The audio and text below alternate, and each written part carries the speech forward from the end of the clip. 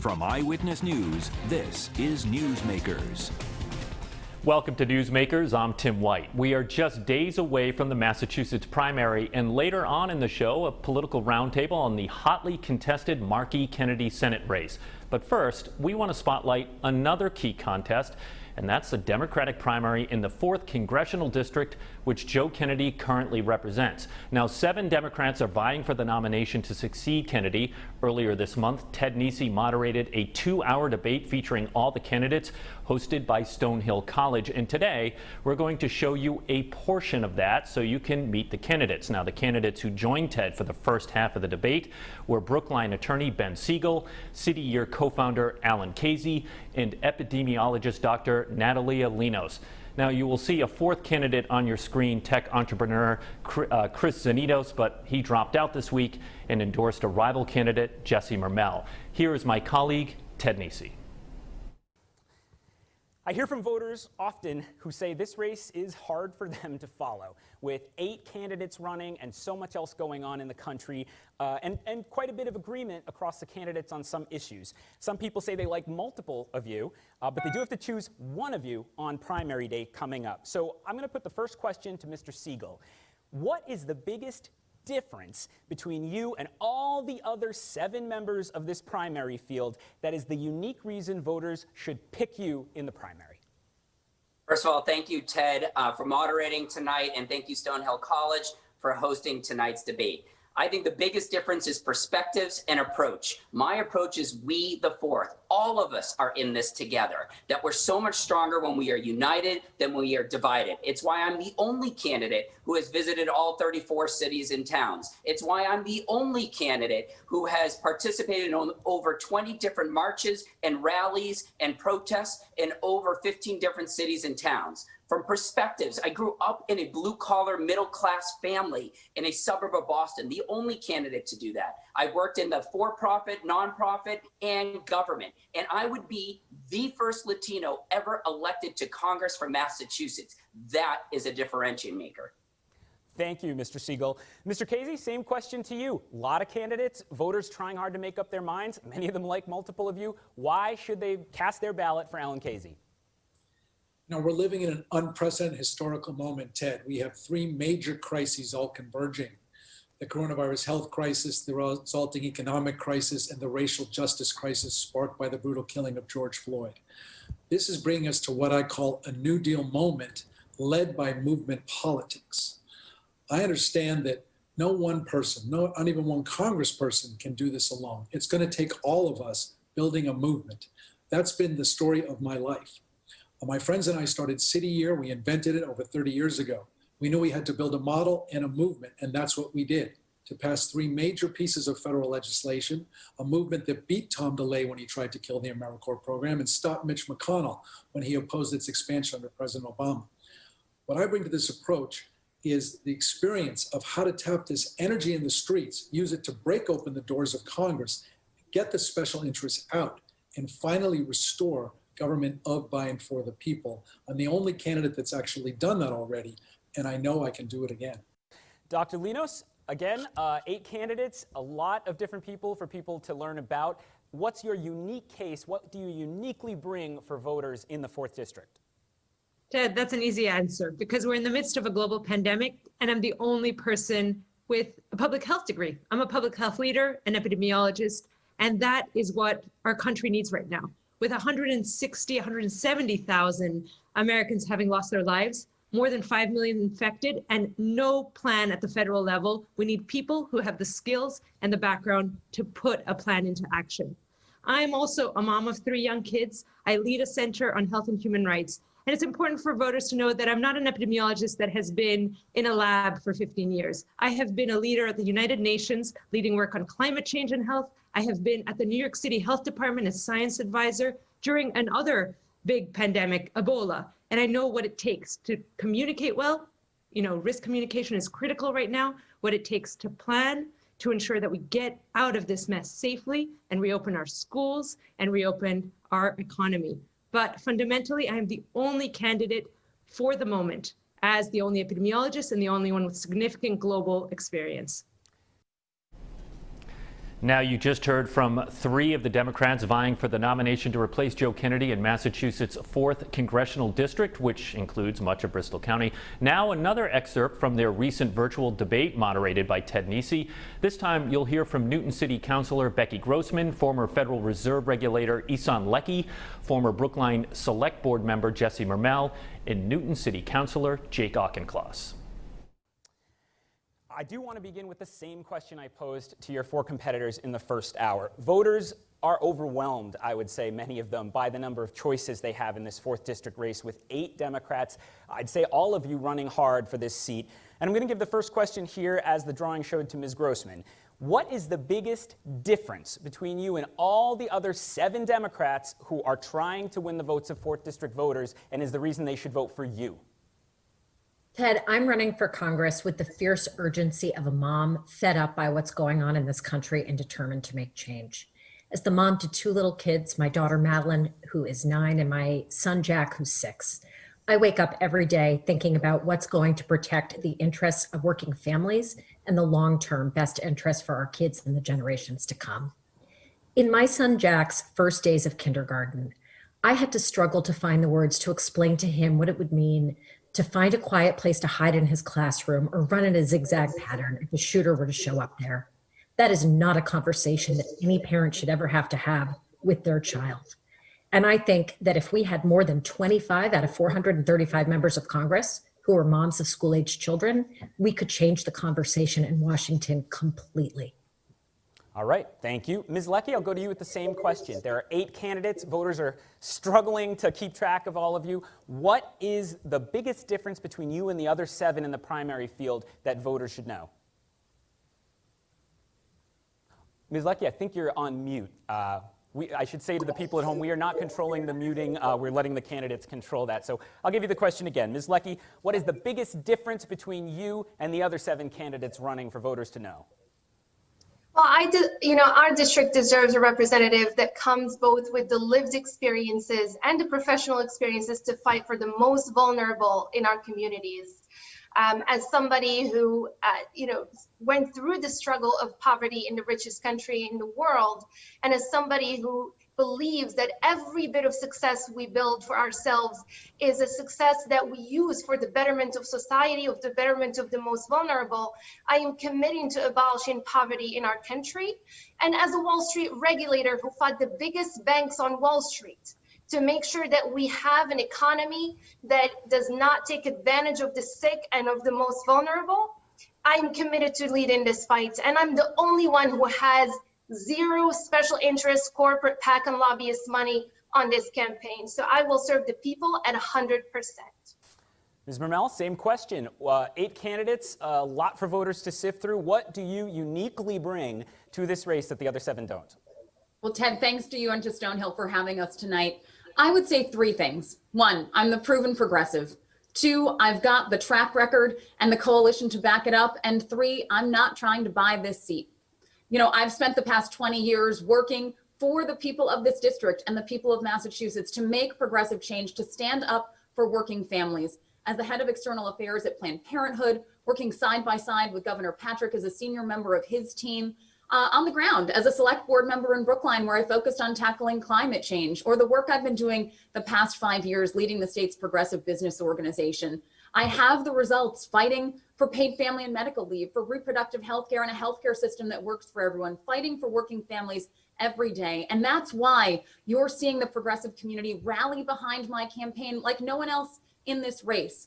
Planned Parenthood, NARAL, SEIU, Mass Teachers Association, Mass Nurses Association, Ayanna Pressley, Maura Healey, Diane Patrick, Suzanne Bump, and so many others. We're a people-powered campaign, not taking money from corporate PACs or from fossil fuel industry executives, and certainly not financed by personal wealth.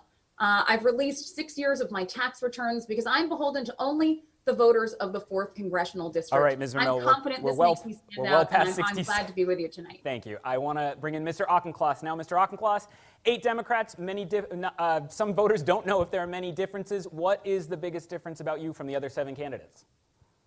Thanks for moderating tonight, Ted. First, an ironclad determination to stand up to the dangerous and hateful agenda of Donald Trump and his enablers. We need to rip it out by the root. And second, the ability to build coalitions so that we can rebuild as a country for the day after the Trump administration. As a Marine officer, I commanded Americans from all walks of life overseas. As a city councilor back at home, I built progressive coalitions and worked with others to get real progress made on the environment, on housing, on transportation, on public safety. And then on this campaign, when the Boston Globe endorsed me, they said I was a candidate best prepared to represent a district of haves and have-nots. And I've built that coalition on the ground as a candidate with tremendous support, not just from my hometown in Newton with people who have seen me work, but also from the mayor of Fall River and the state rep from Taunton and Somerset and the state rep from Fall River as well, who have seen that I'm going to be a partner to them in Washington, D.C., to a part of the district that has too often been overlooked, and that needs to be a part of an inclusive economic recovery. So standing up to the dangerous and hateful Trump agenda and building coalitions that can get us forward the day after he leaves office. Thank you, Ted and Stonehill College. When we come back, a political roundtable looking at another big race, Joe Kennedy taking on incumbent Senator Ed Markey. Stay with us. You're watching Newsmakers.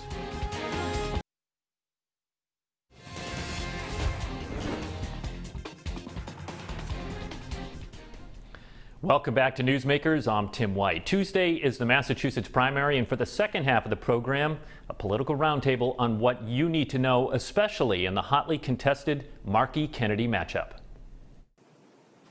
Welcome to this Massachusetts political roundtable. On the upper left is Professor Shannon Jenkins, a political science professor from UMass Dartmouth. In the lower left, we have Steph Murray. She's author of Politico Massachusetts Playbook. And in the lower right, Ted Nesi, he's politics editor for WPRI 12. Hi, everybody. Thanks again for joining us and getting everybody ready with this primer going into the primary, which most people are watching this on a Sunday. That is on Tuesday. So we'll talk about the crowded race to replace Joe Kennedy. We had some of Ted's debate on the first half of the program, but let's talk about the other Kennedy race, and it's his Senate challenge to incumbent Ed Markey.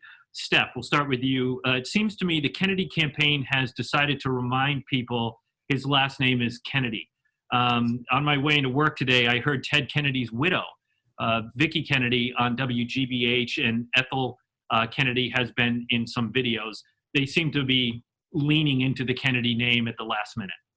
This is a really interesting pivot for Congressman Kennedy. At the beginning of the race, and even until a few months ago, he was kind of looking at being a Kennedy as sort of something that was working against him. He felt like folks were looking for a reason to kind of detract from him and saying, you know, you're only running for this seat because you're a Kennedy. You'll only be successful because you're a Kennedy. And so he's felt like he had to struggle against his last name. But Senator Ed Markey has really forced the Kennedy issue in the final weeks of this contest. He's kind of started to poke fun at the Kennedy name. When a Boston Globe columnist came to his house to see if he was there, he was in the driveway and he said, "Welcome to the compound," obviously a reference to the Kennedy compound in Hyannisport. He's pressed Congressman Kennedy on whether his father, the former Congressman Joe Kennedy II, might put old campaign funds into a super PAC to support his son. And perhaps the one that got the most attention was at the end of a Markey campaign video. He kind of turned the famous JFK line, "Ask not what your country can do for you." He turned it on its head and said, "It's time to start asking what your country can do for you." And so Kennedy said, "You know what? Fine. If you want to talk about my family, we will talk about my family." And now you see members of the Kennedy family out in full force. And, you know, it's probably a tactic that will be successful because the Kennedy name and the Kennedy family is beloved in Massachusetts. So that's interesting. You say there Markey almost kind of pushed the Kennedy campaign into embracing the Kennedy name. Professor, what do you think? Is it a sign of desperation by the Kennedy campaign, or is it a strong finish? You know, maybe a little bit of both. I mean, I do think in some ways Kennedy wasn't getting a lot of traction with the other sort of tacks he was taking. I still don't think, you know, people ask me, why is Joe Kennedy running? And I don't think he's ever, you know, this late into the campaign delivered an effective response to that question. And so I still think he's kind of feeling around even this late in the campaign for what's going to give him traction. And with Markey forcing his hand, I think Stephanie's right that he's definitely leaning into this in the hopes, I think, that it will give him some traction and that it will, you know, mean something. Color me a skeptic about sort of the value of the Kennedy name. I mean, I do think it is meaningful to some swaths of the electorate, particularly maybe the places where Kennedy is already doing well. But I think for younger voters in particular, I think that name is maybe even a negative for them, sort of, with an anti-establishment sort of take. I think they are, they're not drawn in by the Kennedy name for younger voters. So there's been a call, Professor, by some people like, well, why didn't he do this sooner?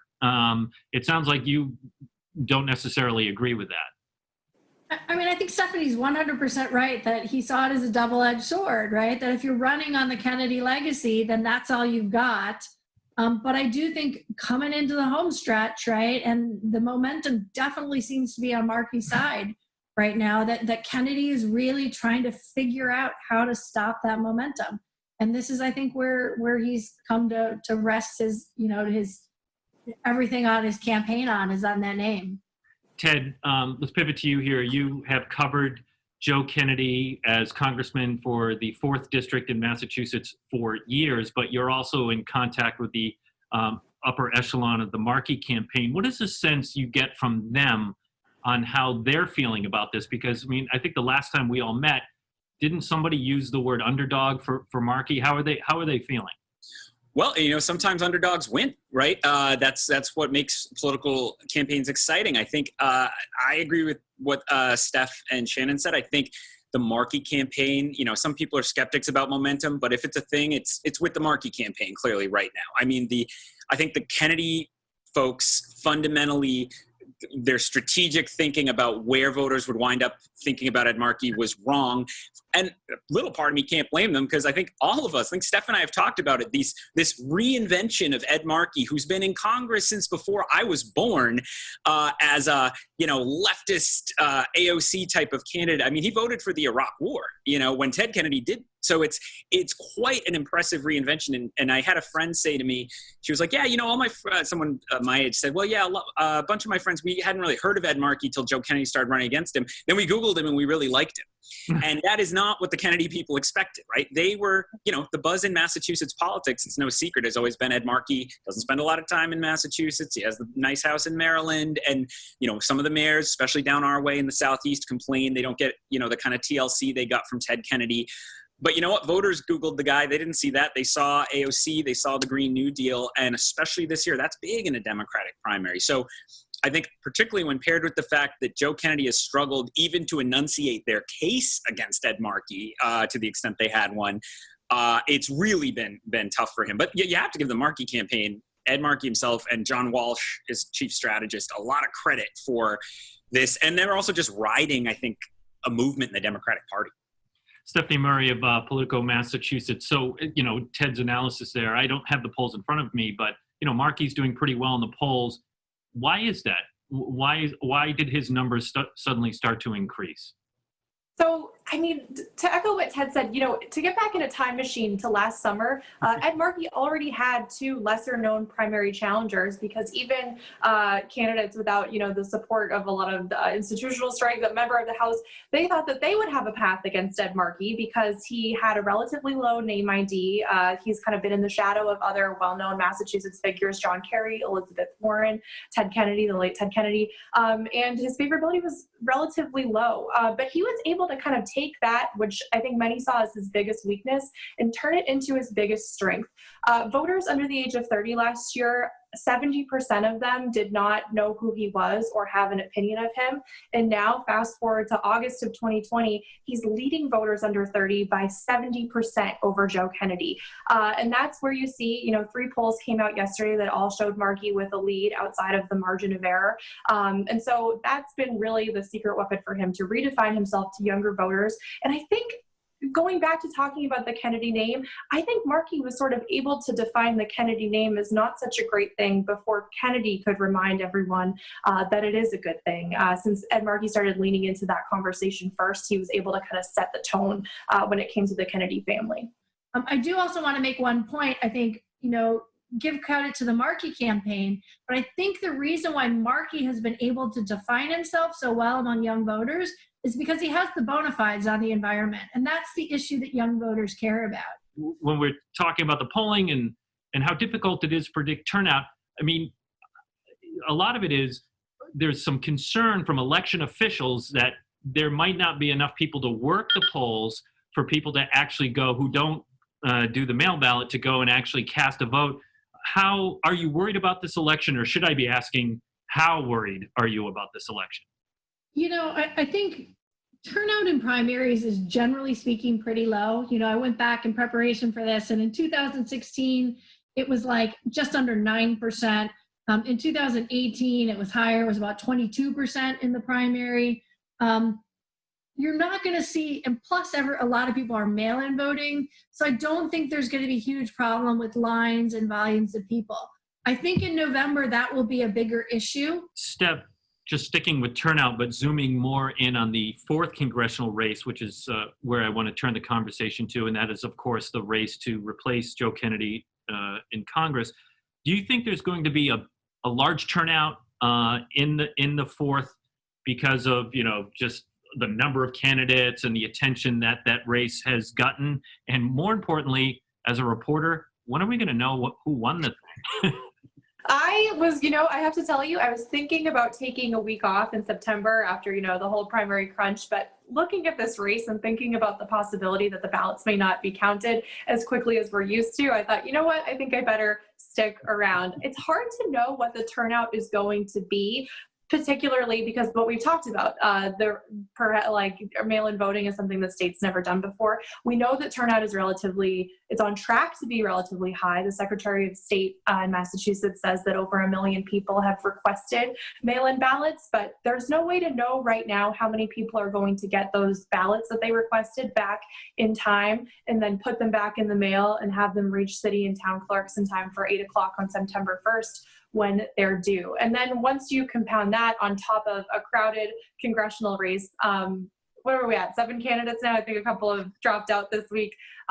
It's likely that whoever wins is only going to win with a couple percentage points with such a crowded field. Yeah, I think, and by the way, the campaigns are prepared for that. I asked one of the leading 4th District campaigns today, do you think there's any chance we'll know the winner on that Tuesday night? And she laughed.